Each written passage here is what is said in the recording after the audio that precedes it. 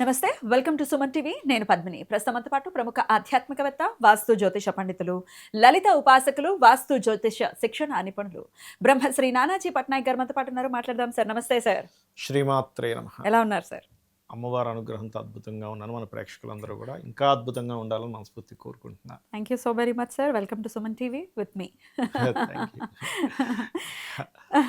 Sir, రాహుకాలం అనేది ప్రతిరోజు కూడా ఉంటుంది. రాహుకాలానికి ఉండేటటువంటి ఇంపార్టెన్స్ ఉంది, మనం పాటిస్తూ ఉంటాం. అందున ఆరాధన విషయంలో ఖచ్చితంగా ఈ రాహుకాలాన్ని కన్సిడర్ చేసుకుంటూ ఉంటాం. అవునండి. అయితే నాకు వచ్చిన సందేహం ఏమిటంటే, రాహుకాలం ఏ రోజు అంత ఇంపార్టెంట్ రోల్ని ప్లే చేసినా చేయకపోయినా మంగళ శుక్రవారాల్లో మాత్రం మరీ ప్రత్యేకంగా చెప్తూ ఉంటారు. అవునండి.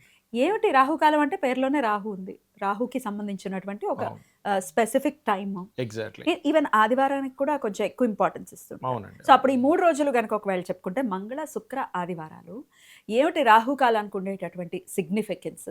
ఇది అస్ట్రాలజీకి కూడా ఒకవేళ రిలేట్ చేసుకుంటే కుజ, శుక్ర అండ్ రవికి రాహుతో ఎటువంటి రిలేషన్ ఉంటుంది టు గివ్ ద రిజల్ట్స్ అనేది ఒకసారి మీ ద్వారా తెలుసుకోవాలనుకుంటున్నాను. మనకి యాక్చువల్గా ఈ రాహుకాల సిస్టమ్ అనేది తమిళనాడుది. ఇక్కడ పనిచేయదని కాదు, ఇక్కడ కూడా మనం పాటించవచ్చు దాన్ని. కాకపోతే వాళ్ళు ఎక్కువగా పాటిస్తుంటారు, మనమేమో వర్జ్యము దుర్ముహూర్తం చూసుకుంటాం. అవును సార్. అయితే ఈ రాహుకాలము, రాహు ఏంటంటే మన డిజైర్స్ కారకుడు. మనకు ఒక ఆశ ఉంది, ఇది చెయ్యాలి, ఇది ఎట్లాగైనా నేను గెలవాలనేటువంటి శక్తిని ఇచ్చేవాడు ఎవరంటే రాహు. కేతు ఈజ్ మోక్షకారక, ఆధ్యాత్మిక కారక, జ్ఞానకారక. కేతు ఎలా అంటే డ్రాస్టిక్ విపరీతమైన జ్ఞానాన్ని ఇచ్చేస్తాడు. ఇంకా టాప్ రేంజ్లో అసలు ఇంతకంటే జ్ఞానం ఎవరికి లేదన్నట్టుగా ఇస్తాడు కేతు. రాహు ఏంటంటే అసలు ఎట్లా అంటే డిజైర్స్, ఇంకా ఎండ్లెస్ డిజైర్స్. ఇది అయిపోయింది అనగానే ఇంకోటి వెంటనే పుడుతూ ఉంటుంది, ఇది ఎండింగ్లో ఉండగానే ఇంకోటి స్టార్ట్ అవుద్ది. అయితే రాహు ఎంత పాజిటివ్గా ఉంటే వాళ్ళ డిజైర్స్ అంత బాగా నెరవేరుతాయి. సో కోరుకుండడం తప్పు కాదు, అసలు ధర్మబద్ధమైన కోరిక కోరుకోమనే చెప్పింది కదా వేదం. అంతే సార్. కాబట్టి కోరిక తప్పు కాదు, ఇంకోటి పాడైపోవాలనుకోవడం తప్పు. ఆఫ్ కోర్స్ నువ్వు ధర్మబద్ధంగా నువ్వు ఇప్పుడు కోరికే తప్పైతే గనక అసలు మన సంకల్పాలన్నీ కూడా ఒక దీంతో ఉంటాయి. కోరిక తప్పు అస్సలు కాదండి నా దృష్టిలో. బట్ ఇంకొకరిని పాడైపోయి మనం బాగుపడాలనే కోరిక పూర్తిగా తప్పు. ఇంకోటి పాడైపోవాలని చెప్పి కౌరవులు కోరుకున్నారు, వారు నాశనం అయ్యారు. ఇప్పటికీ చేత్కారం పొందుతున్నారు. పాప నిజమే, ఎప్పుడో అయిపోయినది. ఎప్పుడో అయిపోయింది. చీ అంటాం. ఎవరైనా పెట్టుకుంటారా దుర్యోధన అని పేరు? దుర్యోధన, దుశ్శాసన అని ఎవరైనా పెట్టుకుంటారు? కర్ణుడు, కర్ణ, ఇలాంటి పేర్లు పెట్టుకోం. రైట్. అయితే ఇక్కడ ఏంటంటే ఫస్ట్ ఆఫ్ ఆల్ మనకి రాహువు వాళ్ళ పర్సనల్ చార్ట్లో మీరు అన్నట్టుగా మంగళ ఆదివారాలు, ముఖ్యంగా శనివారం కూడా శనితో రాహు కలిస్తే స్థపత యోగం అంటారు. స్థపత యోగం. రాహు కలిస్తే ఏమవుతుందంటే అది కొంచెం లేడీస్కి అయితేనేమో రవితో రాహు కనుక కలిసాడు అనుకోండి, సన్ కలిస్తే అది కొంచెం మిస్క్యారేజ్ యోగాలని. ఇంకోటి ఏంటంటే వాళ్ళు ఎక్కువ ఎక్స్పెక్ట్ చేస్తారు, ఇంత నాకు రావాలని, అది రీచ్ అవ్వలేకపోతుంటారు. వస్తుందని అందరికీ చెప్పేసుకుంటారు, తీరా రీచ్ అవ్వకపోవడం వల్ల అయ్యో నేను ఏంటి గొప్పలు చెప్పేసుకున్నాను, రాలేదేంటని బాధపడతారు. మళ్ళీ మూన్ కలిస్తేనేమో మూన్ కలిస్తే తొందరగా మోసపోతారండి. ఇట్స్ వెరీ డేంజరస్ కాంబినేషన్ అది. ఇంకోటి ఏంటంటే కొంతమందికి అది కనుక మనస్కారక స్థానంతో కనెక్ట్ అయితే ఇల్యూజన్స్ కనబడతాయి, వాళ్ళకి కొంచెం ఆత్మలు కూడా కనబడుతుంటాయి, ఇట్లాంటివి ఉంటాయి.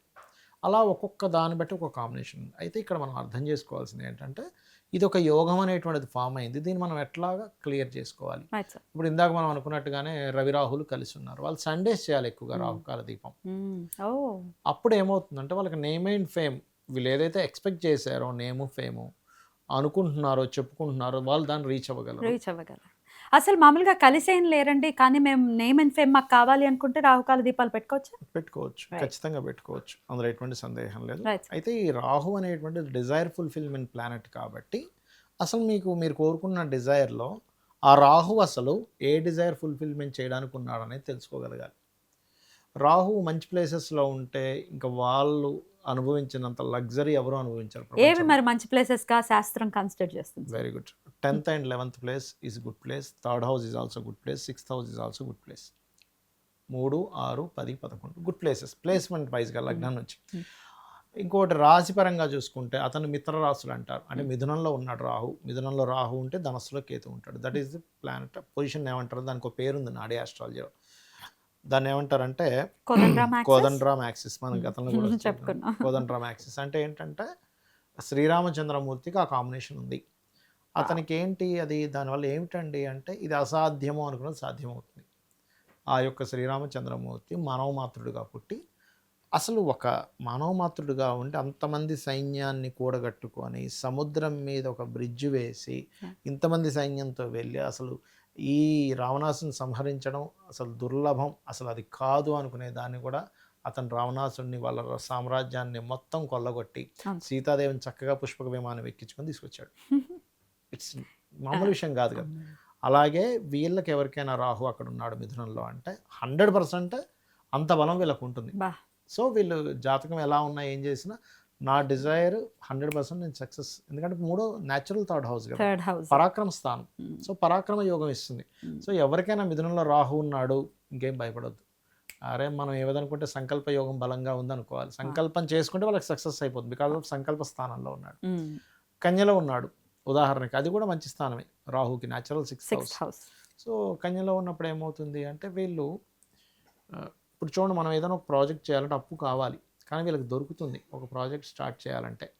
అలాగే పూర్వజన్మలో చేసినటువంటి గుడ్ కర్మస్ ఓపెన్ అవుతాయి కన్యలో ఉన్నప్పుడు. అది న్యాచురల్ 6th హౌస్ అయినా ఓపెన్ అవుతుంది. అయితే అక్కడ ఇంకో శుభగ్రహం ఉందనుకోండి ఇంకా బాగా అవుతుంది. అంటే రాహుతో కనుక శుక్రుడు ఉంటే శుభగ్రహం, రాహుతో బుధుడు ఉంటే శుభుడు. అంతేగాని రాహుతో కుజుడు, రాహుతో రవి, రాహుతో శని అండ్ రాహుతో చంద్రుడు, ఇవి మాత్రం కొంచెం ఇల్యూజన్ని క్రియేట్ చేయడము, అనవసరంగా ఏదో ఎక్స్పెక్ట్ చేస్తే తగ్గిపోవడము, అంటే విపరీతమైన కోపం రావడం. రాహు కుజ ఇస్ విపరీతమైన కోపం. అంటే ఏం లేదు, మనం ఇక్కడ అర్థం చేసుకోవాల్సిన విషయం ఏంటంటే నీకు ఈ ప్లానెట్ కాంబినేషన్ ఉంది, నీకు తెలియకుండానే నీ యొక్క తత్వంలో ఒక ఇది మార్పు వస్తుంది, దాన్ని నువ్వు కంట్రోల్ చేసుకో. ఇప్పుడు తన కోపమే తన శత్రువు అంటూ ఉంటాడు. కుజరాహుల్ కనెక్టివిటీ ఉంటుంది. వాళ్ళకి ఏమి రీజన్ అక్కర్లే, కోపడుతూ ఉంటారు. చూసే వాళ్ళకి అర్థం కాదు ఏమిటి ఇంత కోపడుతున్నాడు, కంట్రోల్ చేసుకోలేడు. అంటే ఏమి లేదు ఇక్కడ. ఎలా అంటేనండి, ఇప్పుడు మనిషికి వ్యక్తికి బీపీఓ షుగర్ ఉంది, ఆయన కావాలని షుగర్ హై చేసుకోవట్లేదు, కావాలని బీపీఎం హై అవ్వట్లేదు, మిషన్ పెడితే ఎక్కువ ఉంది. ఎక్కడి నుంచి వచ్చింది అంటే లోపల అతని మెటబాలజీలో సమ్ చేంజ్ అయిందందుకు అది హై షుగర్ హై బీపీ చూపిస్తుంది. దానికి ఎట్లాగా అంటే నువ్వు ఫుడ్లో ఎలా మార్పు తెచ్చుకుంటావో, ఒక డైటో ఒక మెడిసిన్ తీసుకుని ఎలా మార్పు తెచ్చుకుంటావో ఆ రకంగా రాహుకాల దీపం మంగళవారం పెట్టు. రాహుకుజులకు సంబంధం ఉంటాయి, ఆటోమేటిక్గా నీకు కంట్రోల్ ఏర్పడుతుంది. అభిషేకాలు చేయి, 100% కంట్రోల్ ఏర్పడుతుంది. మెడిటేషన్ చేయి, నీ మనసు మీద నీకు కంట్రోల్ ఏర్పడుతుంది. ఇక్కడ ఏంటంటే కుజుడు is the desiring planet, Rahu is desiring planet. రెండు ఎక్కువైపోయినప్పుడు ఏమైపోద్ది అంటే ఇది అవ్వలేదు అనగా వెంటనే కోపం చేస్తుంది. ఎందుకు కాలేదు, ఆ మాత్రం చేత కదా మీకు, చవటల్లో ఉన్నారు అది తిట్టేస్తాడు. మళ్ళీ వీళ్ళు బాధపడినట్టుగా ఎవరు బాధపడలేరు, మళ్ళీ తిట్టానా అనిపిస్తుంది. కానీ బయటకు ఎక్స్ప్రెస్ చేయరు. తిట్టిన అంటే రియలైజేషన్ ఎక్స్ప్రెస్ చేస్తే అవతల వాడు అయ్యో అనుకుంటారు, వీళ్ళు ఎక్స్ప్రెస్ చేయరు, మళ్ళీ లోపల అనుకుంటారు, బయటికి చెప్పరు. అక్కడ ప్రాబ్లం అవుతుంది.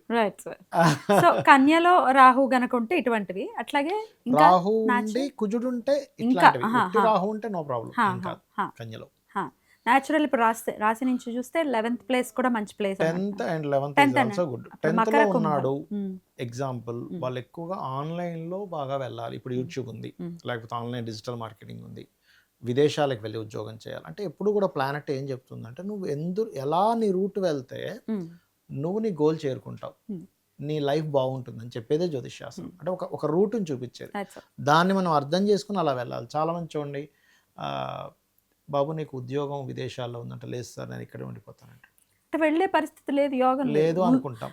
కానీ అక్కడ నువ్వు కనుక తెగించి వెళ్తే నీ లైఫ్ బాగుపడుతుంది.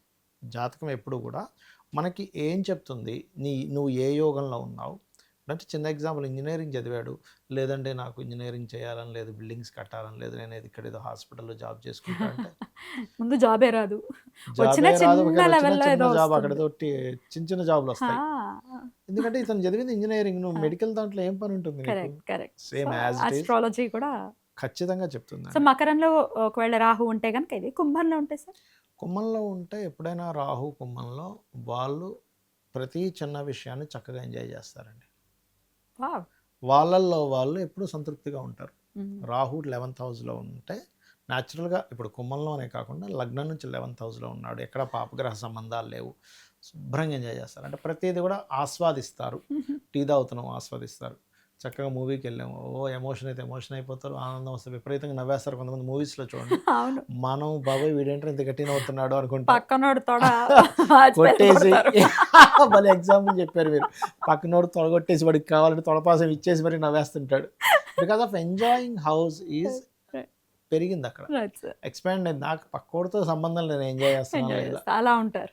సక్సెస్ రేట్ కూడా వాళ్ళకి బాగుంటుంది 11th హౌస్ రాహు. కాకపోతే అక్కడ మనకి సక్సెస్ రేట్ ఎందుకు ఇస్తుంది అనే దాన్ని పట్టుకోవాలి, ఎలా ఇస్తుందో పట్టుకోగలగాలి, రైట్ సార్. ఆటోమేటిక్గా రిజల్ట్ వస్తుంది. Right sir. ఇక ఈ శుక్రవారాలు అలాగే మంగళవారాలు, ఆదివారాలు, శనివారాలు రాహుకాల దీపం ఎటువంటి ఫలితాలను ఇస్తుంది? రాహుకాల దీపం పెట్టేటప్పుడు శుక్రవారాలు రాహుకాలంలో పెడితే శుక్రరాహు కాంబినేషన్ ఈజ్ వెరీ గుడ్. వాళ్ళకి మంచి లగ్జరీ యోగం ఇస్తుంది. కాకపోతే వాటికి వచ్చే పోర్ట్ఫోలియోస్ ఏంటంటే శుక్రుడు ఎంత బలహీనంగా ఉన్న శుక్రుడు పనికిరాడు. ఇప్పుడు కన్యా రాశిలో శుక్రుడు కలిశాడు రాహుతో, వేస్ట్ అది. అట్లాగే కుజుడు కలిశాడు, ఇందాక మనం చెప్పుకున్నాం. కాకపోతే ఇక్కడ ఏంటంటే మంగళవారాలు చేస్తేనేమో ఎమోషన్ కంట్రోల్స్ అవుతుంది, అంటే కోపం కంట్రోల్ అవుతుంది. సోమవారాలు చేస్తేనేమో ఎమోషన్ కంట్రోల్స్ ఉంటాయి. అండ్ శుక్రవారాలు చేస్తేనేమో అనవసరంగా స్త్రీల ద్వారా వచ్చేటువంటి కొన్ని స్త్రీ శాపం అంటారు చూసారా, అవి తగ్గుతాయి, ఇబ్బందులు తగ్గుతాయి. అండ్ శనివారంతో కలిసి ఉంది, అప్పుడు వీళ్ళకి గులామీ యోగా అంటారు, దాన్ని స్థపత యోగం కూడా అంటారు. గులామీ యోగా ఈజ్ ది నాడీ ఆస్ట్రాలజీలో చెప్తారు. అంటే ఏంటంటే వాళ్ళు ఒక దగ్గర జాబ్ చేస్తూ 10 ఏళ్ళైనా అదే జాబ్లో ఉంటారు, అంతే శాలరీతో ఉంటారు. 20,000కి జాయిన్ అయ్యానండి, అందరికీ 1,00,000 అయింది, కానీ ఈయనకి మాత్రం 20 దగ్గరే ఉంటుంది. స్థపత యోగం, గులామీ యోగం అంటారు. గులామీ యోగం ఒకసారి వివరంగా దీని గురించి మాట్లాడతాను. చెప్తాను తప్పకుండా. Right sir. ఆదివారం చేస్తే ఫేమ్ నేమ్ అండ్ ఫేమ్, అంటే ఫేక్ ఫేమ్ రాకుండా రియల్ ఫేమ్ అనేటువంటిది వస్తుంది. నేను ఏదో డబ్బా కొట్టుకోవాల్సిన పని లేకుండా చేస్తాడు రాహు. బుధ గురువారాలు ఎందుకు వదిలేయటం, వాటి గురించి కూడా చెప్పండి. బుధవారం ఎప్పుడైనా రాహుకి సంబంధించింది మీరు రాహుకాలంలో చేస్తే బిజినెస్ ఇంప్రూవ్మెంట్స్ వస్తాయి, గుడ్ కమ్యూనికేషన్స్ బాగా పెరుగుతాయి, హెల్త్ ఇష్యూస్ తగ్గుతాయి, అప్పులు తగ్గుతాయి బుధవారం చేస్తాయి. గురువారం ఎలా ఉంటుందంటే, గురువారం మీకు మీ లైఫ్లో అయితే రాంగ్ స్టెప్ ఏదైతే పడాలో ఆ రాంగ్ స్టెప్ పడకుండా చూసుకుంటుంది రాహుకాలం. అద్భుతం సార్, అద్భుతం. పూర్తిగా అసలు రాహుకాలం వైశిష్ట్యం ఏమిటి, అలాగే ఆ కాలాన్ని ఎట్లా యూటిలైజ్ చేసుకోవాలి, ఏ రోజుల్లో పెడితే ఏ ఫలితాలు వస్తాయనేది పూర్తిగా చెప్పేశారు సార్. చాలా బ్యూటిఫుల్గా ఎక్స్ప్లెయిన్ చేశారు. ఇది డెఫినెట్గా మన వాళ్ళకి ఉపయోగపడాలని మనస్ఫూర్తిగా కోరుకుంటూ thank you so very much sir. నమస్తే. శ్రీమాత్రే నమః.